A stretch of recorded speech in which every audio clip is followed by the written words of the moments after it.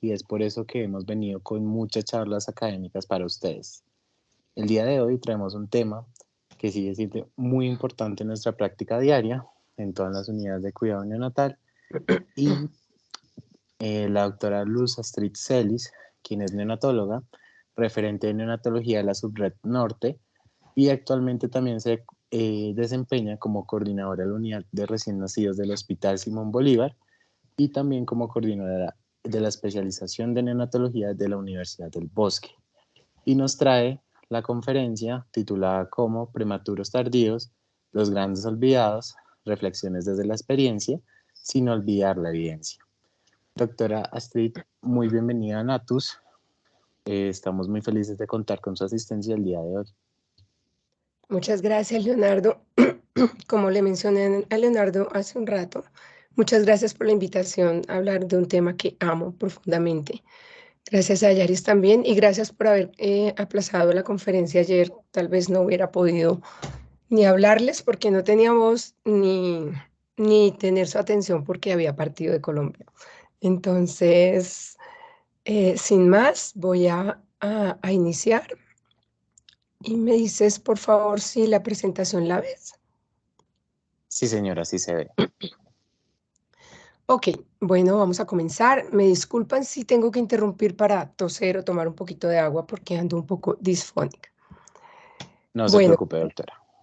para iniciar, pues mi declaración, yo he recibido honorarios como conferencista de Miss Johnson Nutrition y he sido patrocinada por la mayoría de las casas farmacéuticas para asistencia a congresos y conferencias académicas. No tengo conflictos de interés para esta conferencia y las imágenes que van a ver, que no son muchas, están tomadas de internet.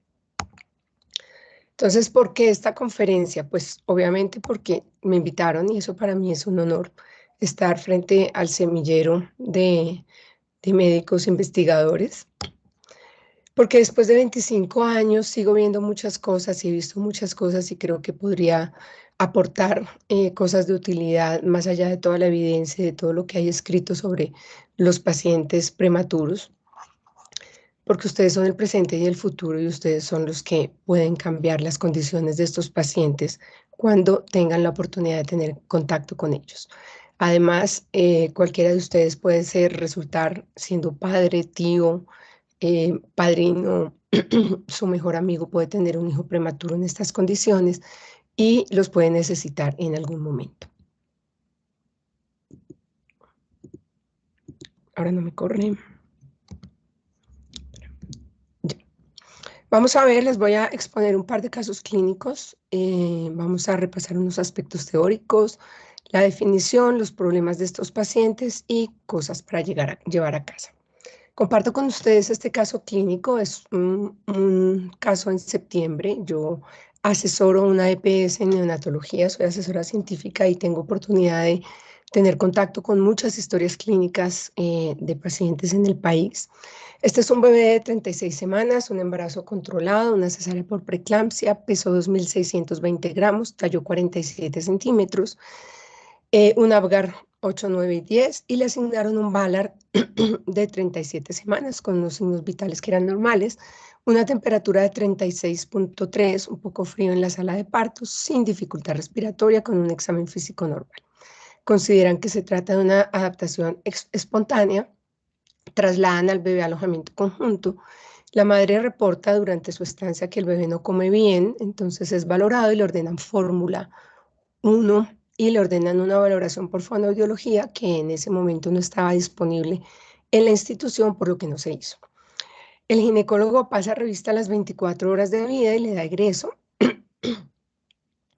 Y a las 28 horas de vida, este bebé, siendo alimentado con jeringa, con fórmula, deciden que el examen físico está normal, le dan egreso con una cita con pediatría 5 días después y una orden para el programa Canguro. El bebé ingresa a urgencias a los 4 días de vida, tiene fiebre, ictericia, pierde peso, el 13% del peso, y reportan una mala técnica de lactancia. El bebé luce en regular estado general, tiene fiebre, tiene 38 grados centígrados, le toman laboratorios, cuadro hemático que no tiene alteraciones, una PCR negativa, perdón, una PCR en 14, Unas bilirrubinas totales en 28 con un sodio de 156. Sospechan una sepsis neonatal temprana, inician antibióticos, fototerapia, líquidos endovenosos, le pasan una sonda y lo ayunan por 30 horas, reinician vía enteral con fórmula de 22 calorías. El día 7 de vida presenta desaturaciones sostenidas, por lo que inician oxígeno, solicitan radiografía de tórax, nuevo cuadro hemático con PCR y ecografía con reportes normales, ecocardiograma con reportes normales. Por el episodio de saturación, deciden completar el tratamiento antibiótico los 7 días. No logran suspenderle el oxígeno y el bebé sale de la unidad de recién nacidos a los 17 días con alimentación con fórmula y lactancia, oxígeno domiciliario, recomendaciones y seguimiento por el programa Canguro. A los 25 días de vida, el bebé consulta nuevamente a urgencias por rechazo al alimento, deposiciones con sangre, distensión abdominal, lo hospitalizan en regular estado general, deshidratado, toman placa de tórax, y tórax y abdomen, la evidencia de neumatosis, le inician tratamiento antibiótico con piperacilina, amicacina, permanece en ayuno con nutrición parenteral por 7 días. Consideran posible alergia a la proteína de la leche de vaca, inician una dieta restrictiva a la madre y tratan de reiniciar la lactancia, con lo que el bebé reinicia deposiciones con sangre, distensión abdominal y ordenan una fórmula totalmente hidrolizada y suspenden la lactancia. El segundo caso, más cortico, una mamá de 17 años con un embarazo con 4 controles prenatales, con un Nestor incompleto normal, con 35.4 semanas por ecografía de primero y segundo trimestres. Ingresa en trabajo de parto activo, tiene un parto vaginal, una adaptación espontánea, es un recién nacido femenino. Le asignan un Valar de 37 semanas, pesa 2.500 gramos, talla 45 centímetros, un perímetro cefálico de 32, con un Apgar de 8, 9 y 9, una temperatura en partos de 36.3. El bebé termina de adaptarse, le ordenan paso a alojamiento conjunto y lactancia libre. A las 24 horas es valorado y consideran que es un recién nacido de 37 semanas por Valar, o sea, un bebé a término, reportan lactancia adecuada y egresa con recomendaciones. A las 48 horas de vida ingresa a urgencias porque se puso morado, la madre reporta que no hace deposición y come poco, solo la lactancia, que se duerme y encuentran en regular estado, con una saturación de 78, con tirajes intercostales, una frecuencia cardíaca de 96, con tensiones simétricas y una glucometría de 30. Encuentran ictérico con pérdida de peso del 8%, y le inician oxígeno por cánula nasal, le pasan un bolo de glucosa, lo hospitalizan con líquidos endovenosos en UCI, solicitan paraclínicos, cuadro hemático, hemocultivos, placa de tórax, la cual es normal, ecocardiograma que reporta una hipertensión pulmonar leve, un electrocardiograma que reporta bradicardia sinusal. A las 24 horas de hospitalización, este bebé presenta movimientos tónicos de extremidades con cianosis, se ordena bolo de fenobarbital, continúa fenobarbital de mantenimiento, le solicitan un TAC cerebral que fue reportado normal y una videotelemetría que reporta descargas a nivel temporal. El paciente está muy somnoliento, tiene problemas para la succión, se interviene con fonoaudiología, completa alimentación por sonda y reportan además pobre producción láctea y el paciente continúa alimentado con fórmula. Estos son 2 casos del mes pasado para que los recuerden durante la conferencia. Quería mostrarles solamente, recuerden que los 2 casos son de niños prematuros. A uno de ellos se le asignó una edad gestacional superior por el Valar a pesar de las ecografías que indicaban que era prematuro. Quiero recordarles, esta curva es la curva de Fenton en donde nosotros ubicamos a todos los prematuros. Y quiero que solamente tengan en cuenta el gran espacio para la normalidad que hay en estos pacientes. Si ustedes ven bebés de 36 semanas, el percentil 50 está aquí en 2.800, pero pueden ser normales en 2.300 o pueden ser normales en 3 kilos. Y quiero que tengan en cuenta esto porque es bien importante para estimar el peso cuando hablamos de estos bebés. Entonces, al grano, ¿cuáles son los problemas de los prematuros de los prematuros grandes, de los que están cercanos al término? Uno, pues no ser prematuro menor de 34 semanas porque no hay ningún lugar en el mundo que mande para la casa en forma temprana un prematuro pequeño menor de 34 semanas. Luego esos están protegidos. Van a la unidad de recién nacidos y allá son manejados en forma adecuada para su edad gestacional. Pero los niños mayores son tratados igual que los recién nacidos a término. Se tiende a pensar que como tienen un buen peso, que son grandecitos, pueden comportarse como recién nacidos a término.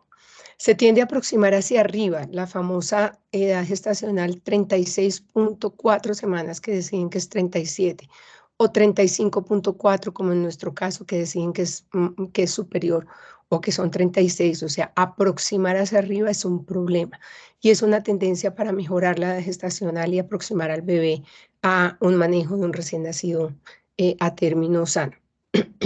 Entonces, estos niños, especialmente los que tienen un buen peso, o sea, que pesan más de 2.500 gramos o más de 2.300 gramos, son enviados con mucha frecuencia a alojamiento conjunto y manejados como si fueran recién nacidos a término.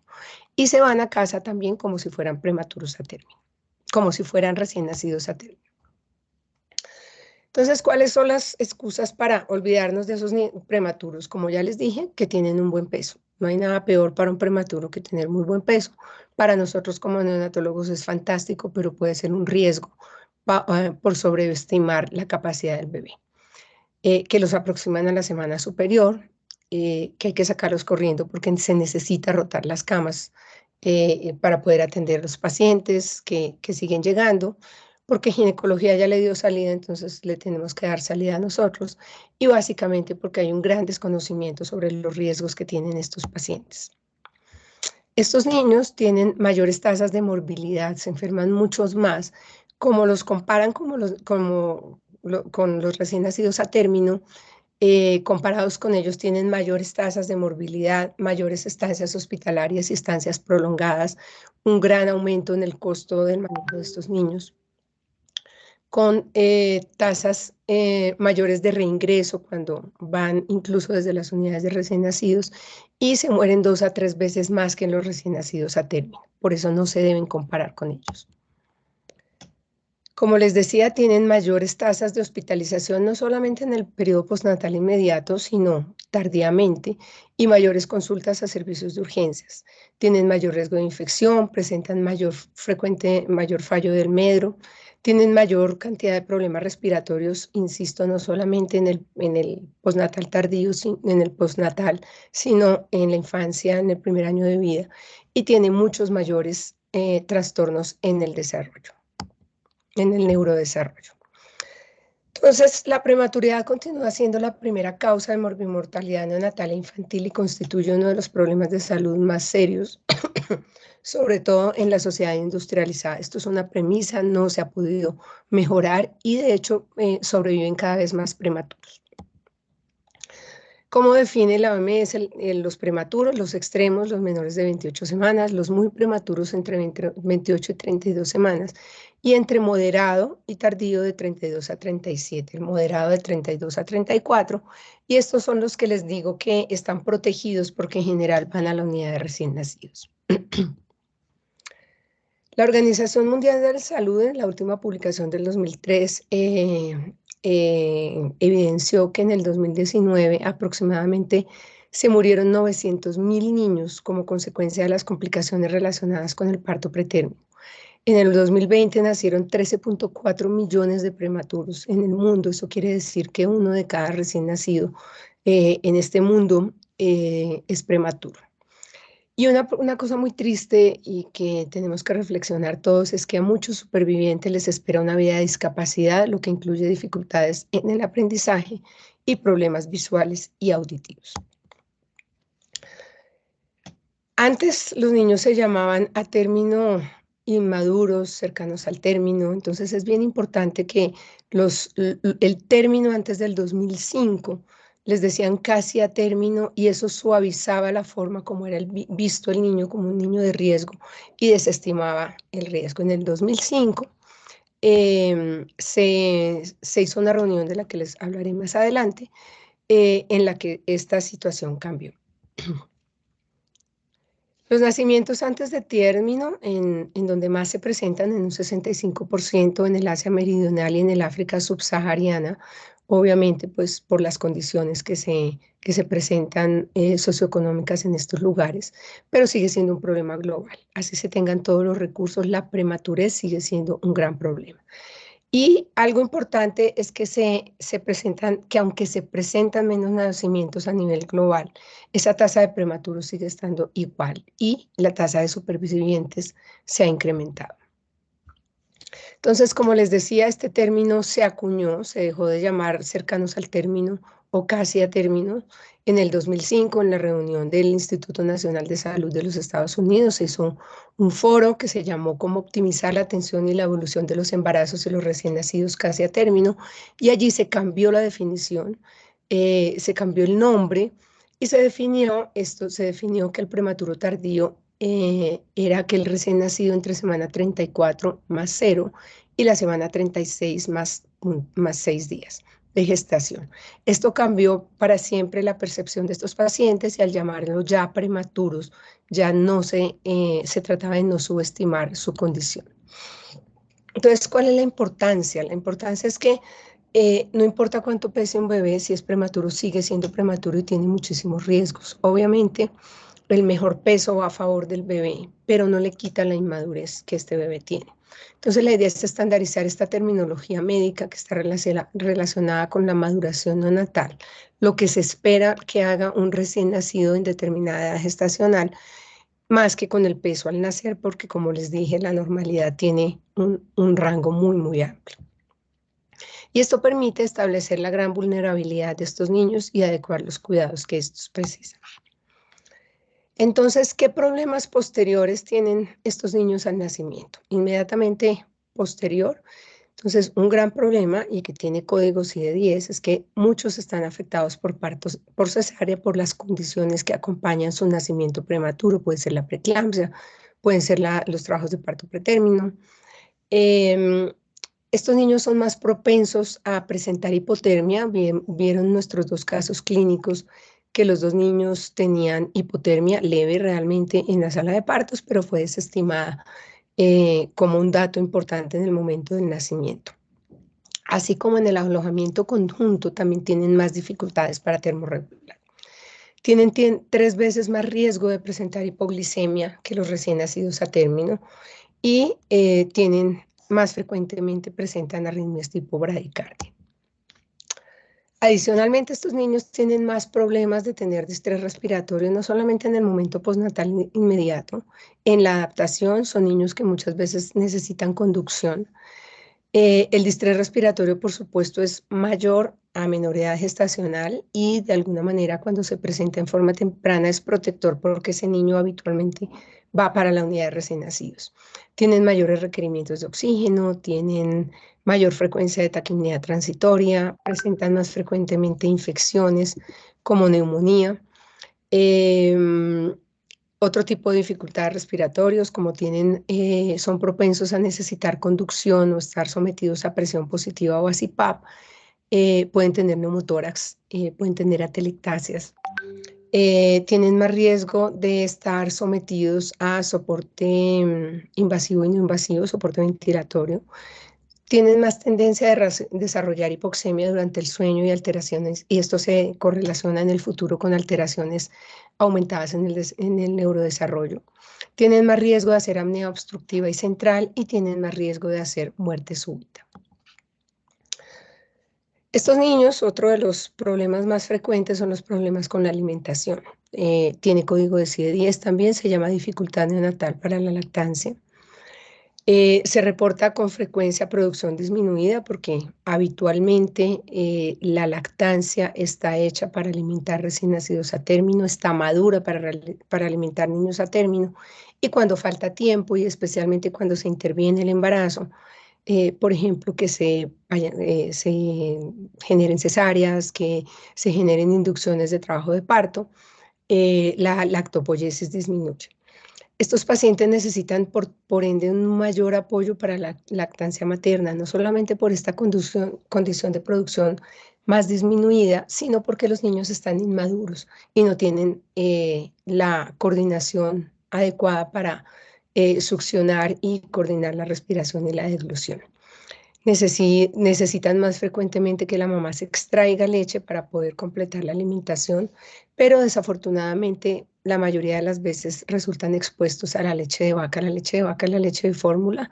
Recuerden que la leche de fórmula todo el tiempo siempre se prepara a partir de leche de vaca. La mayoría no vamos a hablar de fórmulas especiales de arroz y estas cosas, sino vamos a hablar de la fórmula de iniciación o la fórmula de prematuros que proviene de la leche de vaca. Y son más propensos, por lo tanto, a desarrollar alergias a la proteína de la leche de vaca precisamente por la exposición y por la inmadurez de su tracto gastrointestinal. Esta interferencia con la lactancia hace que estos niños no puedan establecer una alimentación adecuada. Y es el factor de riesgo que más contribuye a la probabilidad de reingreso porque se asocia directamente con hipoglicemia, con deshidratación, con aumento de la ictericia. Estos niños muy frecuentemente reconsultan porque llegan deshidratados hipernatrémicos, generalmente requieren hospitalización y manejo con líquidos endovenosos. Y este es un riesgo totalmente prevenible si vigilamos y acompañamos el alojamiento conjunto cuando un prematuro tardío es enviado al alojamiento con su madre. También tienen más riesgo de desarrollar hiperbilirrubinemia, fuera de los riesgos si tienen algún grado de incompatibilidad sanguínea. Por la inmadurez y el retraso en el desarrollo de las vías de conjugación hepática, se incrementan los niveles de bilirrubina. Tienen 2 veces más frecuencia de riesgo de tener ictericia prolongada que los niños a término y bilirrubinas más altas al 5.º día comparadas con los niños a término. Tienen dificultad, como les decía, para la alimentación y esto genera un retraso en el inicio de la circulación enterohepática. Son más propensos a daño cerebral y kernícterus por la relativa inmadurez de la barrera hematoencefálica y la concentración menor de albúmina, que es transportadora de la bilirrubina circulante, con mayor riesgo secundario de otras enfermedades concurrentes. Y la ictericia es uno de los motivos más frecuentes de reingreso hospitalario. Entonces, ¿cuál es el problema que quiero llamar la atención? Muy frecuentemente estos niños se van para el alojamiento conjunto sin una consideración especial, sino con el manejo habitual de los recién nacidos sanos. Por lo tanto, se subestima el riesgo. Estos casos que yo les comenté son casos de septiembre. O sea que esto sigue ocurriendo a pesar de todo lo que se conoce ya acerca del riesgo de estos niños. Entonces, si se pasan estos niños al alojamiento conjunto, existen unos criterios que se deben cumplir para que se puedan ir a su casa, que tengan capacidad de termorregular en comuna abierta, que tengan unos signos vitales estables, que la lactancia o la alimentación sea satisfactoria. Y esto tiene que tener una evaluación por el médico para evaluar la coordinación, la succión y la deglución y qué tan satisfactoria está siendo la lactancia. Si el paciente definitivamente amerita complemento, se debe evaluar muy bien cómo está alimentando la madre a su hijo. Esto implica que se tiene que observar al bebé, que se tiene que evaluar cómo lacta la mamá, cómo es el agarre del pezón y la transferencia de la leche, y así como el tiempo que dura alimentándose al seno un bebé, y esto debe ser al menos 2 veces en el día durante la hospitalización. El bebé no puede perder menos del 7% al nacer, o sea, si el bebé ha perdido más peso, no debe egresar de la institución. Es un gran signo de alarma, o sea que toca pesar a todos los bebés antes del egreso, y esto incluye a los a término, esto hace parte de la normatividad en el país. Debe haber tenido tránsito intestinal, debe tener la tamización completa, cardíaca, oftalmológica y auditiva. Debe tener padres perfectamente entrenados en el manejo y en los signos de alarma, y no es solamente darles una retahíla o una hoja que diga una serie de cosas, sino asegurarnos de que ellos han entendido esas recomendaciones. Eso se le llama apropiación del conocimiento, o sea que la idea es que los papás nos relaten claramente cuáles son esos signos de alarma y lo que han entendido de ellos. Y deben tener una cita confirmada con el programa Canguro. Todo prematuro tiene que ir al programa Canguro. Entonces no es entregarle una orden para que el papá lo gestione, sino tiene que estar garantizada esa cita y confirmada.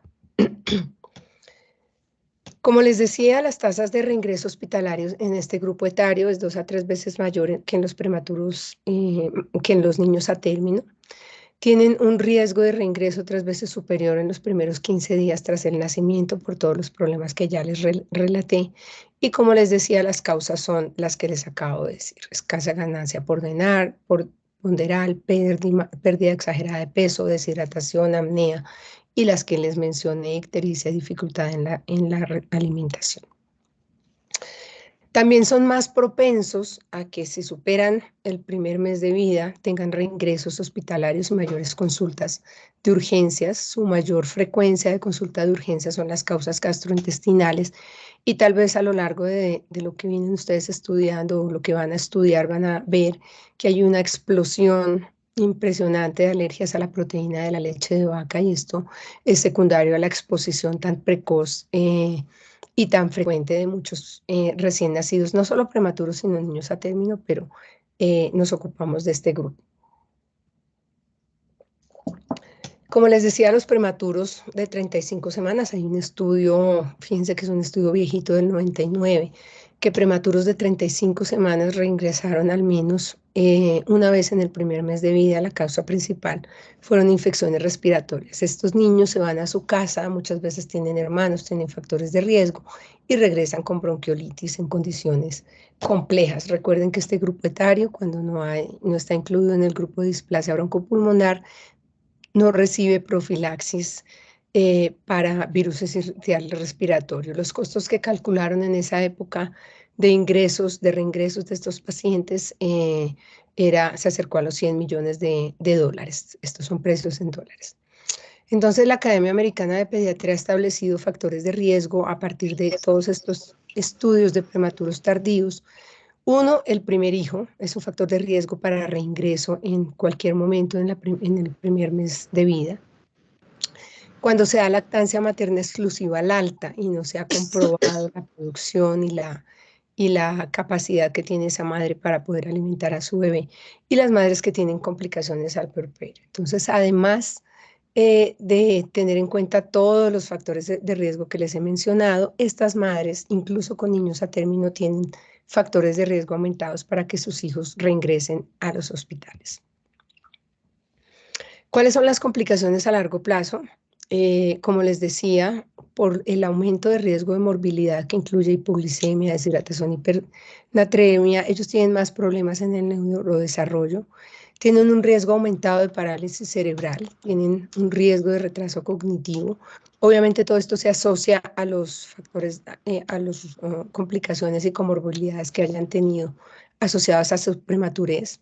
Tienen con mayor frecuencia problemas en el comportamiento, mayor riesgo de fracaso escolar y coeficiente intelectual más bajo, y problemas en el aprendizaje y atención con mayor frecuencia por déficit de atención e hiperactividad. Entonces, ¿qué podemos hacer? Las 3/4 partes de las muertes de los prematuros podrían prevenirse con intervenciones disponibles que son costo efectivas. Eso quiere decir que son baratas, que el resultado es muy bueno para lo que alcanza a costar. La mayoría son competencia médica individual y colectiva, y muchos bebés se pierden por lo que no alcanzamos a ver qué fue de ellos. Las acciones son ahora. Tenemos que actuar para mejorar la vida de estos pacientes. No sé si hay alguna pregunta. ¿Hay alguien que de pronto tiene el micrófono abierto? Entonces continuamos. ¿Qué podemos hacer para salvar a los prematuros tardíos de estas cosas tan horribles que yo les he contado? Entonces hay muchísimas acciones sin costo que se pueden hacer. Obviamente no vamos a hablar de que no hay nada gratis en la vida. Sí tiene un costo, la formación del personal médico tiene un costo. Pero una vez cuando ya los recién nacidos están en manos de los médicos, ese costo ya se pagó, y es algo que ya es inherente al ejercicio médico. Y está la historia clínica: hacer una adecuada anamnesis, buscar, indagar sobre los factores de riesgo que tengan esas gestantes. Y tristemente, una de las deficiencias más graves que hay actualmente en los médicos es la deficiencia en la anamnesis y en las preguntas dirigidas y adecuadas a las madres. Segundo, no considerar que un recién nacido prematuro que está cercano al término, que es un prematuro tardío, es sano porque tiene un buen peso. Pesó 2.300, perdón, 2.800, pesó 3 kilos, tiene 36 semanas, como está divino, lo tratamos como un niño a término. Ya hemos visto que no puede ser. Aprender sobre la lactancia, y eso, doctores, les corresponde desde que empiezan su formación. Un médico debe conocer sobre lactancia, la debe promover, debe conocer absolutamente todo. Es muy triste que a estas alturas estemos convenciendo a seres humanos de que la leche humana es lo mejor para los bebés humanos.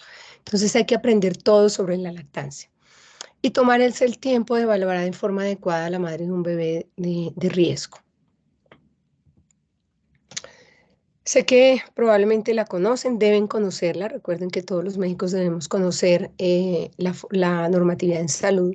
Existe todo el tema de rutas de atención integral, entre los cuales está la resolución 3280, que específicamente para el manejo, para el periodo perinatal, incluye el tratamiento para los recién nacidos sanos y la estimación de riesgo de los recién nacidos a término. Entonces es para niños sanos. Cuando hablan del capítulo del alojamiento conjunto, se habla de niños sanos y los prematuros tardíos no son sanos. Entonces, pasar estos niños al alojamiento conjunto no suprime los riesgos. Tienen que pasar con una observación especial. Tiene que pasar una persona entrenada para evaluar a estos niños y evaluar las posibles complicaciones que tengan. No se pueden ir al tiempo que los a término. Ustedes vieron que el primer caso, a pesar de que nació por cesárea y de que los niños a término no se deben ir antes de 48 horas, cuando nacen por cesárea, este niño se fue a las 28 horas de vida. Una situación que incumple la norma, incluso si fuera un recién nacido sano, pero al tratarse de un prematuro se subestimó el riesgo y se envió a la casa y le pasó todo lo que le pasó. Entonces no se pueden ir antes de cumplir esos requisitos que ya les mencioné. Dure el tiempo que necesite. Entonces, si un neonato no es apto para salir, se puede posponer el egreso. La resolución habla de que si con el ánimo de mantener el binomio, que es una de las cosas que no se debe hacer, se puede posponer el egreso materno mucho más allá del tiempo estipulado para el egreso, 24, 48 horas, incluso 72 horas. Algo muy importante, no romper el binomio. Si tenemos un prematuro de peso adecuado que va al alojamiento conjunto con su mamá, esa es la mejor actuación que puede haber siempre y cuando lo observemos. La premisa es no romper ese binomio. Entonces aquí vamos y por eso les decía observaciones basadas desde la experiencia. Yo siempre hago una escala y esto por supuesto no tiene ningún tipo de validación y espero que la tomen así con mucho cariño para así suene un poco chistoso. Entonces hay acciones en medicina que tienen determinados costos. Hay cosas que no cuestan nada, como sonreír, como ser amables, como hacerle la vida agradable a los demás, no maltratar socialmente a los pacientes, no establecer distancias, eso no cuesta absolutamente nada. Cosas que no cuestan casi nada, y estos son los signos pesos, y para mí es nada, casi nada, poco, moderado, mucho, excesivo, y hay cosas que son impagables, de las que les voy a hablar más enseguida, más adelante, perdón. Entonces, tenemos acciones versus el costo. ¿Qué podemos hacer? Como les decía, lo que no cuesta nada, tratar bien a los pacientes, sonreír, no dejarse abrumar por todas las cosas que no tienen que ver con los pacientes. Los pacientes no tienen la culpa de que existan las situaciones de salud actuales. Entonces tenemos que sacar esto de nuestras mentes y eso no nos cuesta nada. ¿Qué cuesta poquito? No romper el binomio. Si hay un bebé de buen peso, podemos mantenerlo con su mamá, podemos hacerle contacto piel a piel, podemos mantener la lactancia y hacer todo lo posible porque este niño lacte. Capacitar a todo el personal en lactancia y factores de riesgo cuesta un poquito más. Debería estar incluido en la formación de los estudiantes y ya cada estudiante en medicina, en el momento en que se gradúa, tener todo absolutamente claro sobre la lactancia. Entonces el costo es un poquito más alto, pero no mucho. Todo el personal se debe capacitar permanentemente en lactancia para poder ayudar adecuadamente a todos los recién nacidos, no solo a los prematuros. Identificar los factores de riesgo, eso no cuesta. hacer una historia clínica, evaluar qué factores adicionales tiene esta gestante. Si ustedes se fijan en el segundo caso, era una gestante, una mamá de 17 años a quien no se le hizo ningún tipo de intervención de riesgo.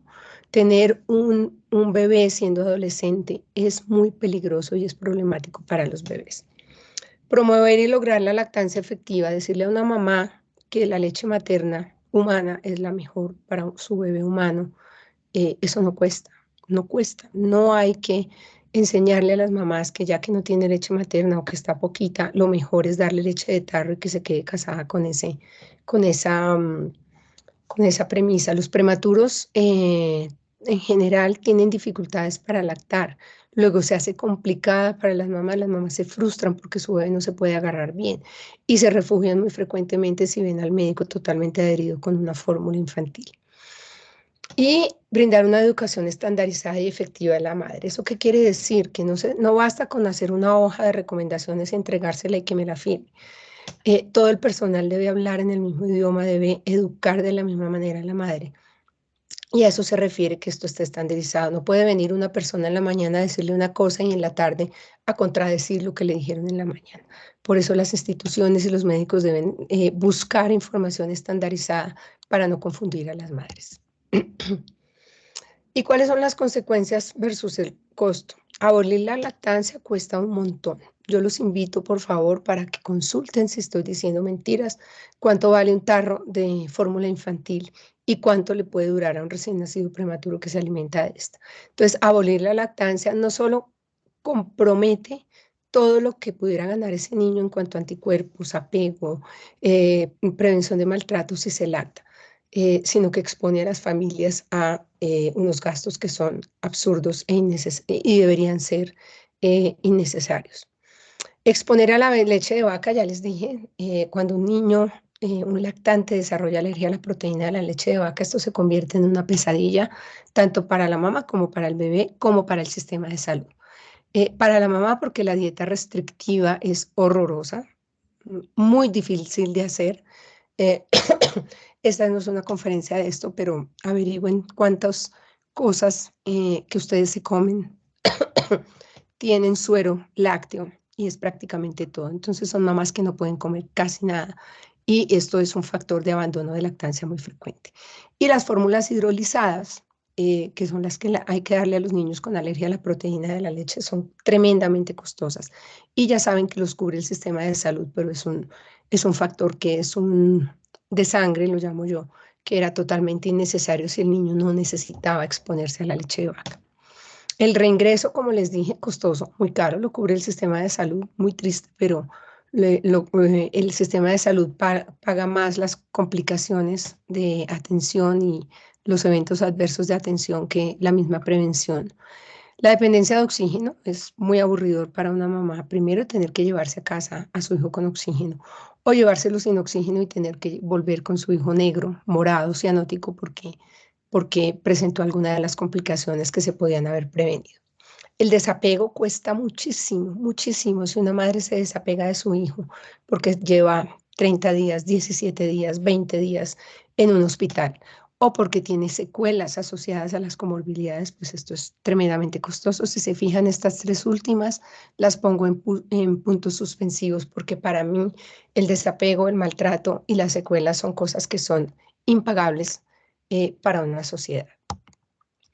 Entonces, como les decía, los dos casos clínicos que les presenté, y yo tengo muchos casos clínicos adicionales, aquí nos quedaríamos, fueron niños que regresaron a la unidad de recién nacidos que resultaron tremendamente costosos, que quedaron con problemas y que es muy probable que no sepamos qué les pasó en el futuro porque pues con frecuencia se pierden estos bebés. Entonces, ¿qué les puedo dejar después de este paseíto por los niños prematuros tardíos? Un prematuro es prematuro siempre, siempre. No se negocia la gestacional. A usted no le entregan la cédula a los 17 años y medio. Usted tiene que cumplir los 18 para que le entreguen la cédula. El bebé tiene que tener los días cumplidos y las semanas cumplidas y así se deben tratar. Si tiene 37.36.4, ese niño no tiene 37 semanas, tiene 36. Y así todos los niños que tengan el puntico que les dé la tentación de subirlo de edad gestacional, absténganse de esto. Los niños, por más que sean grandes, que parezcan grandes, no son maduros porque tienen buen peso. Un prematuro nunca es sano y eso hay que tenerlo en cuenta siempre, así sea grandecito, gordito y lindo y se vaya para la casa, sigue siendo prematuro. Y esa es la mayoría de los prematuros a los que tenemos que enfrentarnos. El 70% de todos los prematuros en el mundo son niños cercanos al término. Esos más poquitos, más prematuritos, más chiquitos, de alguna manera están protegidos sin que no tengan problemas, pero están protegidos en las unidades de recién nacidos. Las acciones son totalmente costo efectivas y dependen de un factor humano, de la voluntad humana. Podemos prevenir mejorar su futuro previniendo estos problemas en el presente. Todos los niños tienen que tener garantizado el seguimiento por el programa Canguro. Dar altas tempranas es peligroso si no tienes ese paciente perfectamente matriculado y garantizado en el programa Canguro. Ningún recién nacido se debe ir del hospital sin haber establecido una lactancia o alimentación satisfactoria, y esto amerita toda una lista de chequeo por parte del equipo médico para garantizarlo.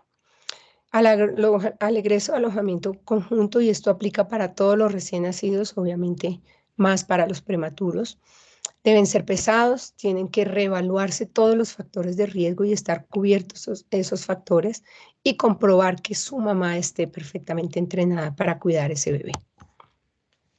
Entonces no tenemos ninguna excusa para proteger a un prematuro tardío. El costo de estos pacientes es inimaginable y muy difícil de establecer, pero en esta escala mía es impagable. Puede ser infinito, son niños que pueden tener a futuro muchísimos problemas en todo su desarrollo social, pueden tener desventajas. Ustedes saben que esta sociedad es cada día más competitiva y generar secuelas en bebés con situaciones que eran perfectamente prevenibles, pues esto no hay cómo pagarlo. Como ustedes saben, estamos en el mes de la prematuridad. El 17 de noviembre fue el Día Mundial del Prematuro. De nada nos sirve celebrar y conmemorar esto si no tomamos conciencia de todo lo que podemos hacer por estos pacientes. Y por último, recuerden, porque parezca mayor, no quiere decir que sea mayor. La prematurez es una condición que no es normal y que amerita, y tenemos todas las armas para poder cuidar a estos prematuros. Un mensajito: no puedes cambiar el mundo, pero sí puedes cambiar el mundo de alguien. No lo duden, darle la mano a los prematuros tardíos cambia el futuro y puede ser parte de la huella que como equipo médico dejen en este mundo para que el mundo de alguien sea muchísimo mejor. Y aquí me despido. Muchísimas gracias por su atención. Este es mi correo si ustedes necesitan alguna cosa respecto a cualquier recién nacido y especialmente a un recién nacido prematuro tardío. Muchísimas gracias por su atención y quedo atenta si tienen algún comentario o alguna duda que yo pueda resolver. Mi doctora Luz Astrid, muchísimas gracias por esa maravillosa charla de sensibilización. La verdad, muy completa, y creo que todos salimos como tocados con el tema. Realmente maravillosa la charla, muchísimas gracias. Iván, yo te voy a dar la palabra para que nos ayudes como a coordinar las preguntas de las personas que están en la conferencia. Perfecto, doctora. Muchísimas gracias por su charla. Los casos clínicos estuvieron totalmente ilustrativos. Me permito leer una de las preguntas que tenemos acá en nuestro chat. Entonces, la primera que nos envían, la envía María Alejandra, y la pregunta ¿es válido la evaluación del VALAR en la estancia del prematuro tardío en alojamiento conjunto o en la unidad de cuidado neonatal? Mira, el VALAR es un test de maduración que usamos todos, los neonatólogos y todos los que tenemos que ver con recién nacidos, y es una escala de maduración. Desafortunadamente tiene un desfase la sola escala, más o menos 2 semanas. Entonces, si tú tienes un bebé que tiene 35 semanas y el VALAR te da 37, tienes un riesgo de desestimar que es prematuro. Y eso es lo que pasa muy, muy frecuentemente. Adicionalmente, podemos poner a la doctora Yaris, a 3 neonatólogos totalmente expertos en VALAR, y puede haber una divergencia entre esos especialistas en la asignación del VALAR. Entonces, lo más importante en la historia clínica, la anamnesis. ¿Cuándo nos sirve el Valar? Cuando no tenemos absolutamente nada. El parto que llega a sorpresa, que la mamá no se acuerda que tuvo, de su amenorrea, que no tuvo control prenatal. Esto ocurre muy frecuentemente en población migrante o indígena. Entonces, en esos niños nos toca buscar la maduración por Valar. Recordar que hay que hacerlo en el momento del nacimiento y a las 24 horas. Y como ese es un niño de riesgo, así sea a término, y más si resulta ahí como en el límite del término del prematuro tardío, ese niño toca protegerlo, porque el hecho de no tener un control prenatal es un factor de riesgo social y ahí hay que cubrir los riesgos sociales de estos pacientes. Entonces, habitualmente esos niños están más seguros, obviamente como su mamá, pero en el hospital. Entonces, sí se le hace el Valar a todos los pacientes, pero el Valar no te cambia la edad gestacional que trae asignada obstétrica ese bebé. Y es uno de los errores que más frecuentemente se ven. Tiene Valar de 37, fíjense el segundo caso. Le asignaron 37 semanas, se fue para su casa, hizo una hipoglicemia. Esto es totalmente prevenible. Tenía ecografía de primer trimestre, de segundo trimestre, y por el Valar le asignaron. Y muchas veces fíjense que ni siquiera es la persona más experta la que hace el Valar, porque no hay neonatólogos allí. En algunas partes sí, pero en general estos son niños prematuros tardíos, 36 semanas, no se estima en forma adecuada el riesgo. Entonces sí se hace, pero ojo, todo lo que esté de ahí para atrás en la anamnesis para estimar la edad gestacional adecuada. Perfecto, doctora. Muchísimas gracias por su respuesta y creo que esta respuesta se conecta mucho con una pregunta que también tenemos en el chat y nos preguntan qué hacer en esa situación donde tenemos discordancia en la ecografía y el Valar que nosotros les damos al recién nacido, sobre todo si mi Valar es menor en edad gestacional respecto a la que trae la ecografía obstétrica. Bueno, no soy el par para esto, pero la ecografía obstétrica tiene unos rangos de desfase. Primero necesita que la haga una persona experta. Tristemente en nuestro país hay médicos generales que hacen cursos cortos y hacen ecografías en muchos centros médicos. Entonces ahí está la anamnesis. ¿Quién hizo la ecografía? ¿En qué momento se hizo la ecografía? Hay que escarbar, o sea, muchas veces ponen amenorrea no confiable y resulta que de pronto la mamá tiene alguna idea. Cuando el Valar da menor, es un signo de alarma. Entonces, si tienes una ecografía tardía que te dice que es a término, el niño tiene un buen peso, pero el Valar te da menor, entonces hay que ponerlo en riesgo. Da un Valar de esto y ese niño puede ir al alojamiento con su mamá, pero tiene que ir en una observación. La guía nacional que no se ha actualizado, que es del 2013, ya habla que los niños que se envían a observación tienen que tener ciertas cosas. Tienen que tener signos vitales, incluida la temperatura. Entonces, temperatura, frecuencia cardíaca, evaluar la parte respiratoria y evaluar la lactancia. Evaluar la lactancia no es decirle a la mamá, oiga, ¿cómo está comiendo el bebé? Muchas veces la mamá no sabe, quienes sabemos somos nosotros. El niño a término que no tiene ningún tipo de intervención, que tiene un parto normal, que nació sin que lo sacaran a la semana 38 por las razones que sean, que arrancó trabajo de parto, que tuvo un parto no intervenido, que no le pusieron oxitocina, mira, ese niño repta, entra al seno y no le pasa nada, porque si no la raza humana no hubiera sobrevivido. Todos los partos en general ahora están intervenidos.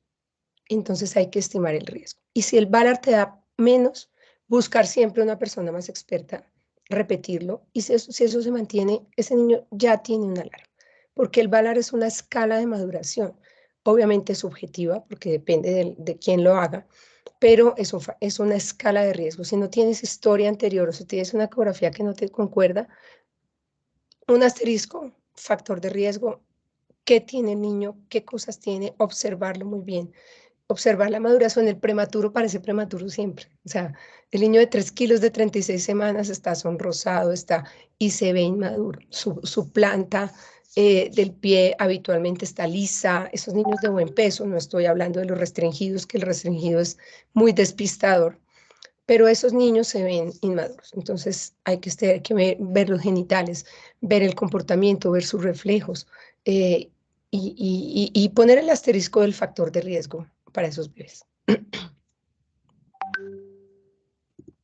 Perfecto, doctora. Tenemos otra pregunta y es, ponen el ejemplo del recién nacido que es prematuro, tardío y que tiene buen peso, que se va para la casa y digamos que en estos niños ya se pueden vestir, ya se pueden bañar y llega con menos de 2.500 de peso. La pregunta es, ¿reiniciamos las medidas que tenemos en esos niños menores de 2.500, la posición cangura 24 horas, posponemos el baño, posponemos los pañitos o seguimos pues con las cuestiones del egreso? Bueno, lo primero, un prematuro de buen peso sigue siendo prematuro. Entonces, si se fue para la casa es porque le hiciste todo ese chequeo, el niño está lactando, se está alimentando bien, sus reflejos están buenos, termorregula. Entonces, ese bebé, si tiene buen peso, y estamos hablando de 2.500 gramos, lo más probable es que va a bajar de peso y hay que enseñarle a la mamá eso. Ellos, si va lactando exclusivo, pueden bajar hasta el 10% del peso en la primera semana de vida y eso es normal. Habitualmente bajan el 3%, el 3%. Lo que hay que ver es el peso al nacer y que no pierda más. Si ustedes se fijan, recuerden, el primer bebé perdió el 14% del peso en 5 días. Eso es una cosa que es loca porque ese niño no lo perdió en la casa. Ese niño se fue deshidratado para su casa. Entonces, tú lo tratas como prematuro con su edad gestacional corregida. ¿Y eso qué implica? Uno, si el niño se aguanta la posición canguro, debe continuar en canguro. No hay mejor lugar que en donde pueda estar un prematuro que es.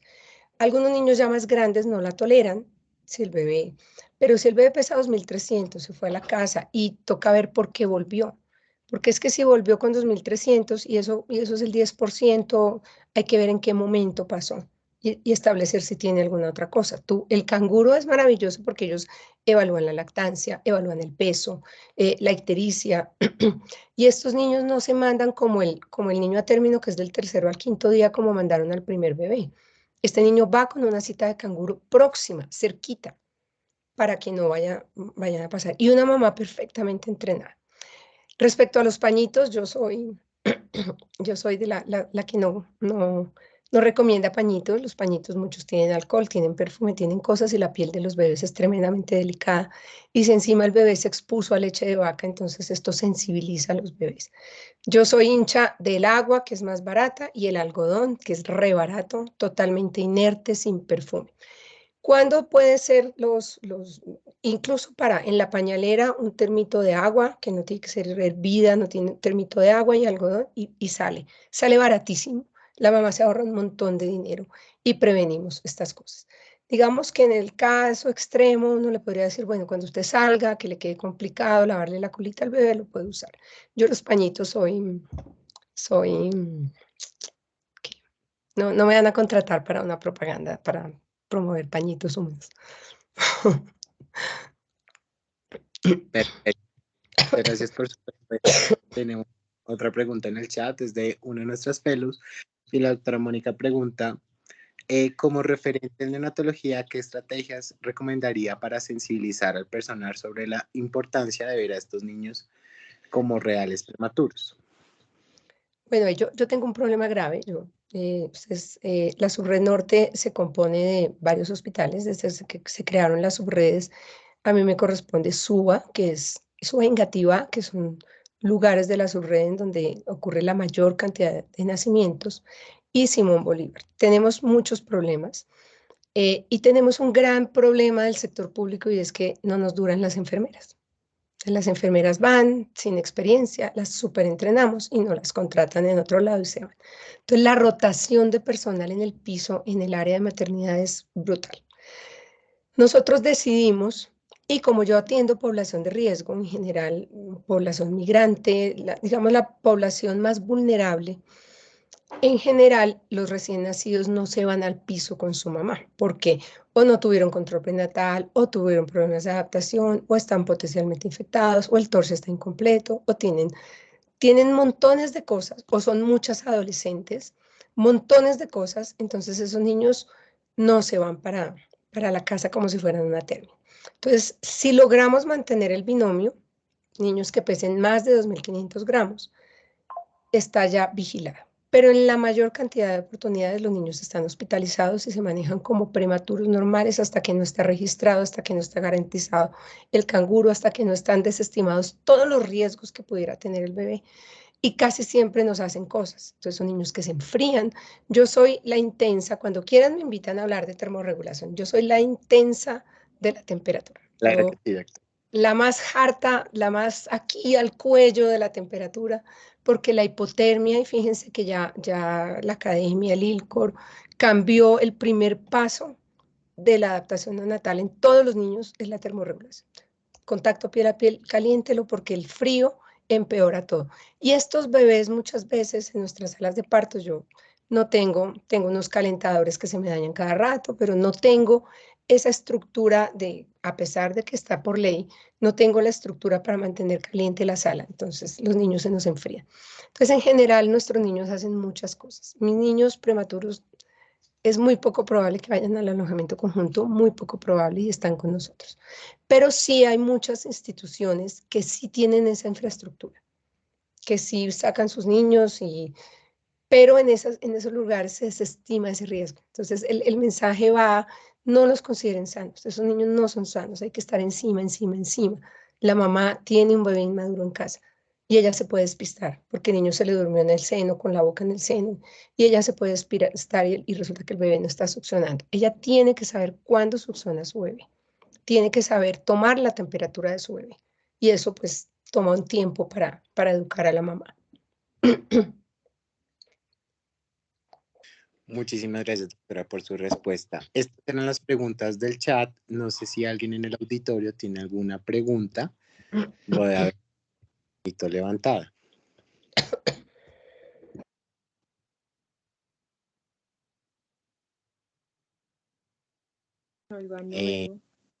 Pareciera que no.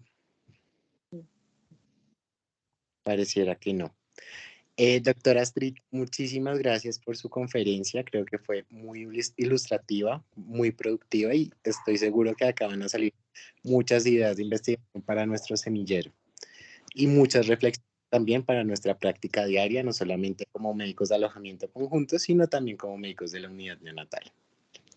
Sí, espero haberlos dejado suficientemente intrigados, suficientemente asustados con lo que puede pasar. Porque que no veamos lo que le pasa a un paciente, porque ese paciente es problema nuestro mientras está en la unidad. El niño se va y ya en general no volvemos a saber, puede que se vaya al canguro y todo, pero en general de su futuro no volvemos a saber. Y muchos de esos niños pueden estar teniendo tremendos problemas en sus casas, con sus familias y nosotros nada, el que nada sabe, nada teme. Entonces es importante que sepan todo lo que les puede pasar a los niños y que todo es prevenible.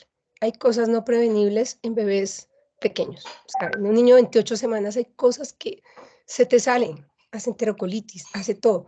Pero en los niños grandes se puede prevenir todo y es muy triste que no lo hagamos. Entonces espero haberlos dejado intrigados y asustados. Y motivados. Y motivados. Sí, muy motivados, muy sensibilizados, doctora. Muchísimas gracias por su charla y créame que la vamos a tener en cuenta para el cronograma 2024 con la charla de hipotermia, que también es muy interesante y tiene muchos efectos muy negativos. Entonces yo creo que, doctora, la estaremos llamando para programar esa sesión. Muchísimas gracias. Mucho gusto, muchas gracias por la invitación y que estén muy bien. Feliz noche. Hasta luego, gracias.